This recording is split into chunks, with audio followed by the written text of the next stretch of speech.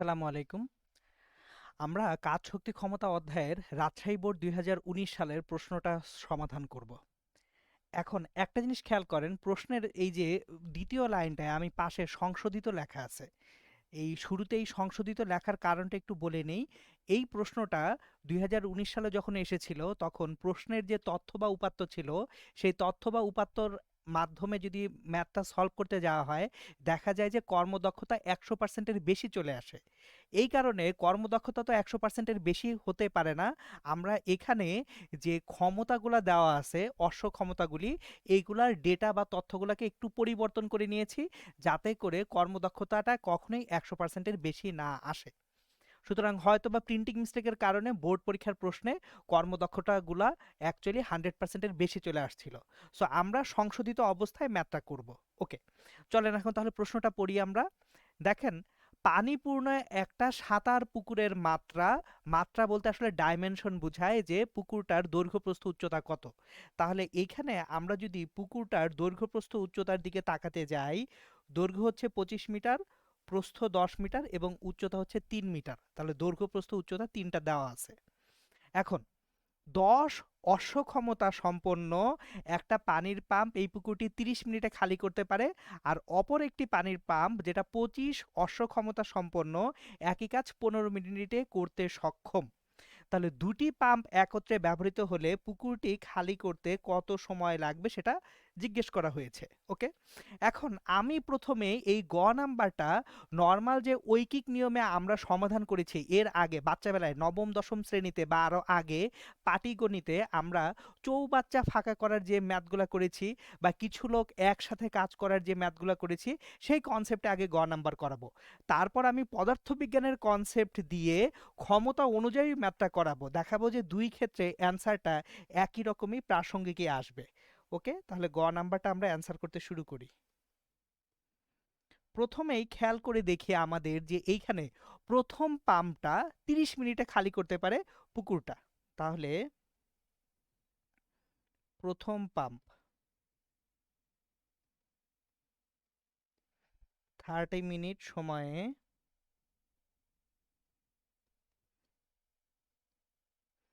খালি করে একটি পুকুর। তাহলে প্রথম পাম্প ১ মিনিট সময়ে খালি করে ১/৩০ অংশ পুকুর।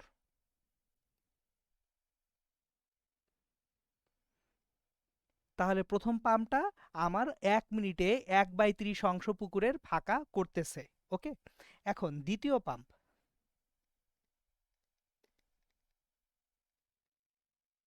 ১৫ মিনিট সময়ে খালি করে একটি পুকুর। তাহলে দ্বিতীয় পাম্প ১ মিনিট সময়ে খালি করে ১/১৫ অংশ পুকুর।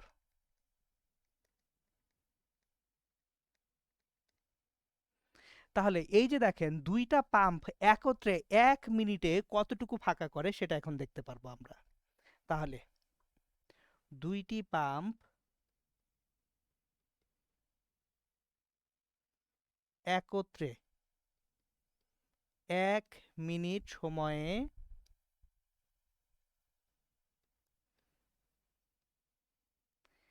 খালি করে ১/৩০ প্লাস ১/১৫ অংশ। তাহলে লসাগু করলে ৩০ হবে, এখানে ১ এখানে ২, ৩/৩০ অংশ বা ১/১০ অংশ। এখন দেখেন তাহলে ১/১০ অংশ ফাঁকা হচ্ছে কয় মিনিটে? ১ মিনিটে, যখন দুইটা পাম্প একত্রে চলতেছে। তাহলে আমরা সরাসরি বলতে পারি ১/১০ অংশ ফাঁকা হয় ১ মিনিট সময়ে। তাহলে সম্পূর্ণ পুকুর ফাঁকা হয় 10 মিনিট সময়। তাহলে গ নাম্বারের যে অ্যান্সারটা হচ্ছে, এই অ্যান্সারটা হচ্ছে 10 মিনিট সময় লাগবে সম্পূর্ণ পুকুরটা ফাঁকা করতে, যদি উভয় পাম্প একসাথে কি থাকে, কার্যকর থাকে, একসাথে কাজ করে। এইবার আমরা প্রশ্নের পরের অংশটা একটু আগাবো। প্রশ্নের পরের অংশে আগানোর আগে আমি বলছিলাম যে আমি ঐকিক নিয়মে আমি আপনাদেরকে ম্যাথটা করাবো, আবার পদার্থবিজ্ঞানের যে ক্ষমতা আছে সেই ক্ষমতা বের করেও ম্যাথটা করাবো, এবং দেখাবো দুই ক্ষেত্রে অ্যান্সারটা সেম আসে।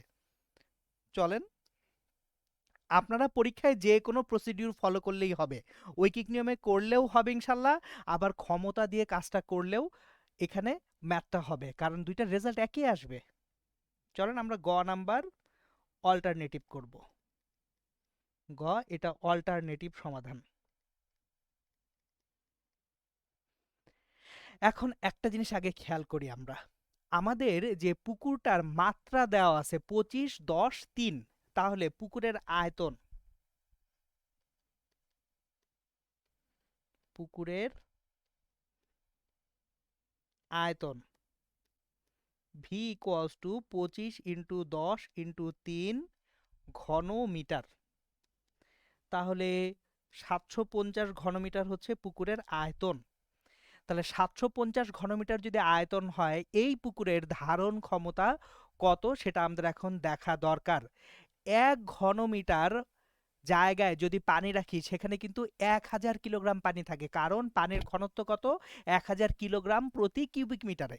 তাহলে পুকুরের আয়তন, এবার পুকুরের ধারণ ক্ষমতা,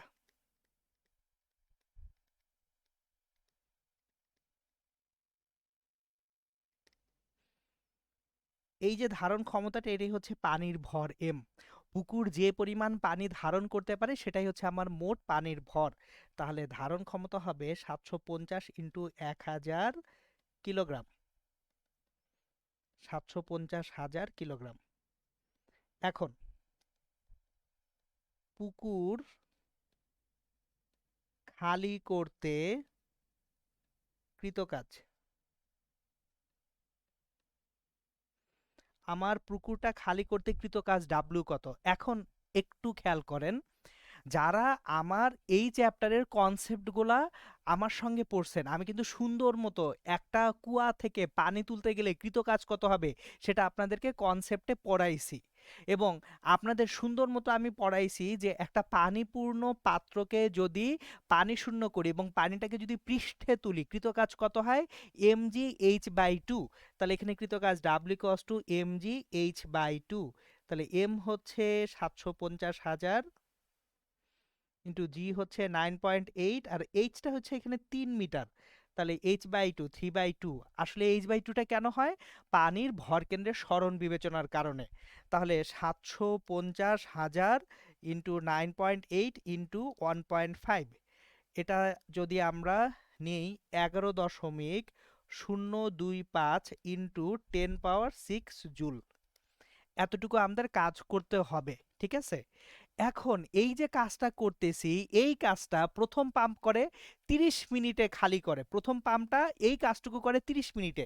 তাহলে প্রথম পাম্পের কার্যকর ক্ষমতা, প্রথম পাম্পের কার্যকর ক্ষমতা, P output of on.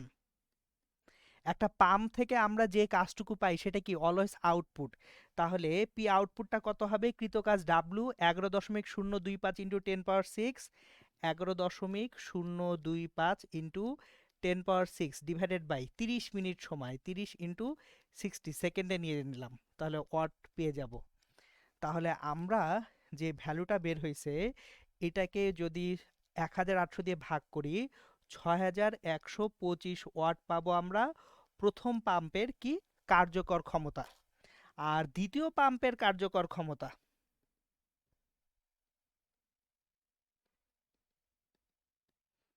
P output of pump number 2, 11.025 into 10⁻6 divided by, দ্বিতীয় পাম্পটা এই একই কাজ করতে পারে 15 মিনিট সময়ে, তাহলে ভাগ করব কি 15 মিনিট মানে 15 × 60 দ্বারা। সুতরাং 11.025 পাওয়ার 6 ডিভাইড বাই 15 / 60, এটা যদি করি 12,250 ওয়াট। তাহলে দুইটা পাম্প যখন একত্রে চলবে তখন দুটি পাম্প একত্রে চললে লব্ধ কার্যকর ক্ষমতা পি আউটপুট সমান হচ্ছে P output 1 plus P output 2। দুইটাকে যোগ করে দেই 6125 আর 12,250 যোগ 6125 18,375 ওয়াট। দেখেন দুটো পাম্প একসাথে মিলে আমাকে যে আউটপুট দিচ্ছে প্রত্যেক সেকেন্ডে সেটা হচ্ছে 18,375 ওয়াট। তাহলে এইবার আমার কৃত কাজটুকু করতে কত সময় লাগতেছে? পুকুর খালি করতে সময়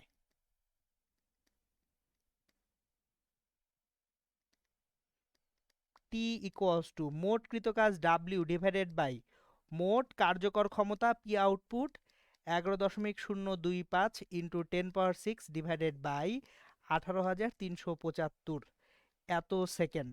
তাহলে দেখি আমরা কত সেকেন্ড সময় আসে। 11.025 পাওয়ার 6 ডিভাইডেড বাই 18,375, ঠিক 600 সেকেন্ড সময় লাগতেছে। 600 সেকেন্ড মানে কত? 10 মিনিট। খেয়াল করে দেখেন তাহলে আমরা কিন্তু আসলে অ্যাকচুয়ালি যেভাবেই করি না কেন ম্যাথটা হয়ে যাবে। সো আপনি ঐকিক নিয়মে যদি পছন্দ হয় ঐকিক নিয়মে করেন, আর যদি মনে হয় যে না আমি পদার্থবিজ্ঞানের ভাষায় ম্যাথটা করব, কারণ আমি পদার্থ পরীক্ষা দিচ্ছি, পদার্থবিজ্ঞানের ভাষায় করে ফেলে আমরা। সো আমাদের কিন্তু তাহলে এই যে দেখেন ম্যাথটার একটা অংশ হয়ে গেল, গ নাম্বারটুকু আমাদের হয়ে গেল। এখন আমরা যাব ঘ নাম্বারের সমাধানটায়। চলেন তাহলে আমরা ঘ নাম্বারের প্রশ্নটা একটু পড়ি আগে। ঘ নাম্বারে কি বলছে একটু দেখি আমরা। কোন পাম্পটির ব্যবহার অধিক সাশ্রয়ী হবে সেটা আমাদেরকে বের করতে বলা হচ্ছে। ঘ নাম্বার দেখেন কি জিজ্ঞেস করা হয়েছে, কোন পাম্পটির ব্যবহার আমাদের অধিক সাশ্রয়ী হবে। এখন দেখেন আমাদের এখানে কয়টা পাম্প আছে? একসাথে দুটো পাম্প আছে। তাহলে কোন পাম্পের ব্যবহার অধিক সাশ্রয়ী হবে এই প্রশ্নটার উত্তর আগে কনসেপচুয়ালি আমরা খুঁজি। দেখেন সাশ্রয়ী মানে কি? যার লস যত কম হয় সে তত বেশি সাশ্রয়ী হয়। সো আমি ঘ নাম্বারের অ্যান্সার লিখতে শুরু করার আগে আমরা একটা জিনিস আগে কনসেপচুয়ালি মাথায় রাখবো, যে পাম্পের লস যত কম সেইটা ব্যবহার করা তত সাশ্রয়ী। সুতরাং ঘ নাম্বারের জন্য আমরা আগে লিখে রাখি, যে পাম্পের লস বা হারানো শক্তি যত কম সে পাম্প ব্যবহার তত সাশ্রয়ী।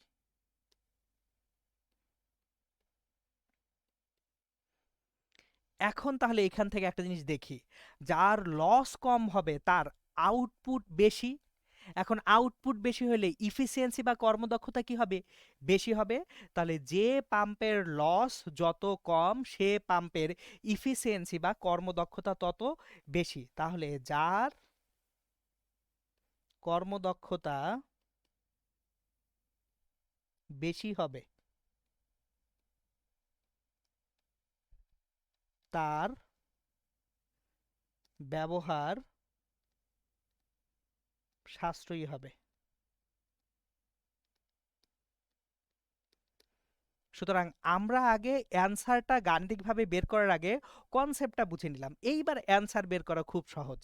একটা জিনিস খেয়াল করেন, আপনি যদি গ নাম্বারটা ফিজিক্সের ভাষায় করেন অলরেডি কিন্তু আউটপুট দুইটা বের করে ফেলছেন। তাহলে আমি আগে পাম্প দুইটার যে আউটপুট দুইটা ছিল সে আউটপুট দুইটা এখানে আগে লিখে নিই। পি আউটপুট অফ পাম্প 1 কিভাবে বের করতে হয় সেটা তো একটু আগেই দেখাইলাম, সুতরাং ওইটা কিন্তু আপনাকে দেখাইতে হবে। যদি গ নাম্বারে আপনি আউটপুট ক্যালকুলেশনটা না দেখান, এখানে অতি অবশ্যই আবার আউটপুট ক্যালকুলেশনটা দেখাতেই হবে। সো ঐকিক নিয়মে করলে আপনাকে অবশ্যই এখানে আউটপুট ক্যালকুলেশনটা দেখাইতে হবে। আর যদি ঐকিক নিয়মে না করে অল্টারনেটিভ যে সলিউশন দেখালাম সেইভাবে করেন, তাহলে এখানে আউটপুটটা আপনি গ নাম্বার থেকে আনতে পারবেন। সো গ নাম্বারে আউটপুট অফ পাম্প অন কত ছিল? 6125 ওয়াট। তাহলে 6125 ওয়াট। এবার P input of pump on, এক নাম্বার পাম্পের ইনপুট কত ছিল? খেয়াল করেন এখানে প্রশ্নে বলা হয়েছে 10 হর্স পাওয়ার অশ্ব ক্ষমতা, তাহলে ইনপুটটা হচ্ছে 10 হর্স পাওয়ার। তাহলে 10 ইন্টু 746, 7460 ওয়াট। তাহলে ইফিসিয়েন্সি ইটা 1 ইকুয়ালস টু কত হচ্ছে আমাদের? P output of 1 divided by P input of 1 into 100%। তাহলে আমরা 6125 ডিভাইডেড বাই 7460 যদি করি, 82.1% পাবো কর্মদক্ষতা। কার জন্য? প্রথম পাম্পের জন্য। এখন দ্বিতীয় পাম্পের জন্য যদি দেখি আমরা, দ্বিতীয় পাম্পের জন্য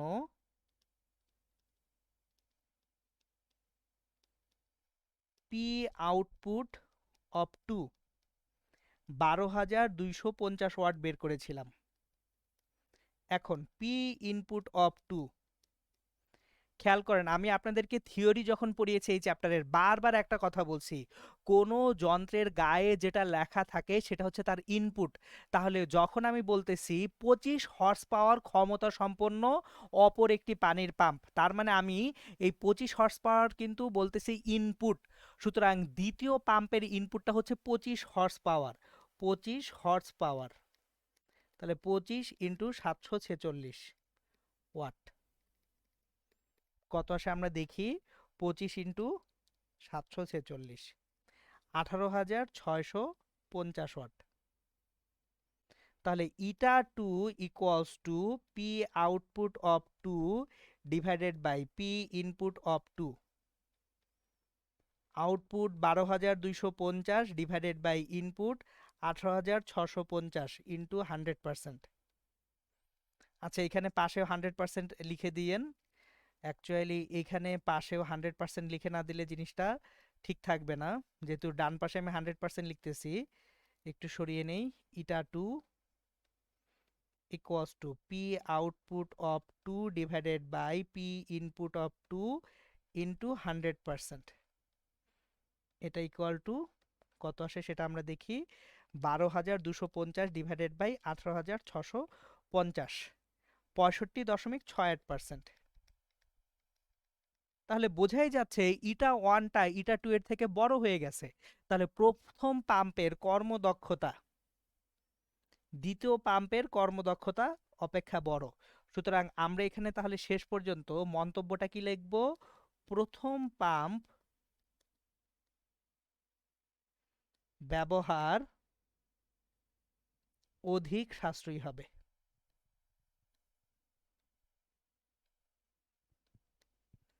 তাহলে দেখেন এই যে আমরা রাজশাহী বোর্ড 2019 সালের প্রশ্নটার সম্পূর্ণ সমাধান করে ফেললাম। ওকে।